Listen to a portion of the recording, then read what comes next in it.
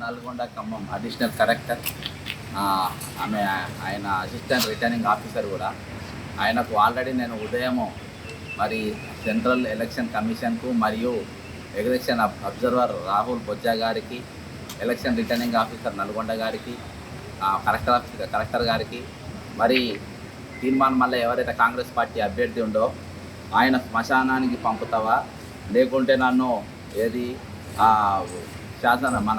శాసన మండలికి పంపుతారా అని చెప్పేసి బాజాబ్తో ఒక మీటింగ్లో బ్లాక్మెయిల్ చేయడం జరిగింది. దీన్ని వీడియో ఫుటేజ్తో సహా నేను ఆల్రెడీ మెయిల్లో పంపడం జరిగింది.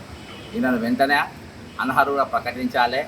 ఇటువంటి ఒక మీడియాలో ఉన్న వ్యక్తి ఇదివరకు పాడి కౌశిక్ రెడ్డి ఇదే విధమైన స్టేట్మెంట్ చేస్తే ఈయన మీడియా ఛానల్లో అని ఇష్టం వచ్చినట్టుగా ఈయన మాట్లాడడం జరిగింది. మరి అప్పుడు జరిగిన తప్పు ఇది కూడా తప్పే కదా. కాబట్టి దీన్ని నేరానిగా పరిగణించాలి. దీన్ని బ్లాక్మెయిల్ కింద కేసు నమోదు చేయాలి. అంతేకాకుండా ఈయన వెంటనే అనర్హులుగా ప్రకటించాలని చెప్పేసి నేను ఇప్పుడు అడిషనల్ కలెక్టర్ గారికి నేను ఫిర్యాదు చేయడం జరిగింది. మరి అడిషనల్ కలెక్టర్ గారు, ఏఆర్ఓ గారు, అసిస్టెంట్ రిటర్నింగ్ ఆఫీసర్ గారు మరి ఇప్పుడే ఇచ్చినావు అప్పుడే నానన్నాడు. అప్పుడే అని ఎందుకన్నా అంటే ఎందుకంటే మీరు రూలింగ్ గవర్నమెంట్ కింద పనిచేస్తుంది కదా. కాంగ్రెస్ పార్టీ అధికారంలో మేము తీసుకొచ్చినప్పటికీ ఇప్పుడు తోడేళ్ల చేతులు అది ఉంది కదా. కాబట్టి వాళ్ళు చెప్పినట్టు మీరు తలూపి మళ్ళీ ఇది రిజెక్ట్ చేయగల చిత్తబుట్టల పాలు చేయొద్దు.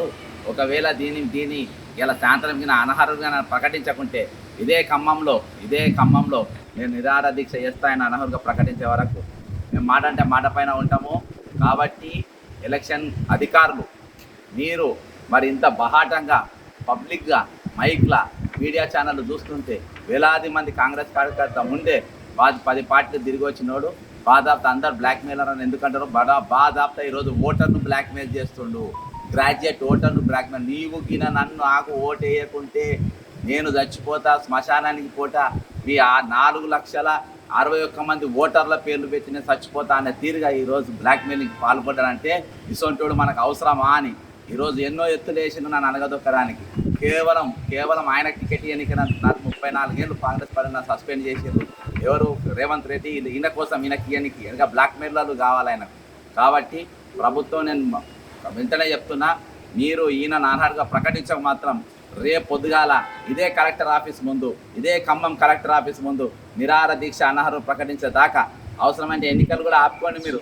కానీ దీని మీద ఖచ్చితంగా మేము పోరాటం కొనసాగుతాయని మేము తెలియజేస్తూ ప్రభుత్వాన్ని హెచ్చరిస్తూ సెలవు తీసుకుంటున్నాను. జై తెలంగాణ, అమరవీరులకు జోహార్.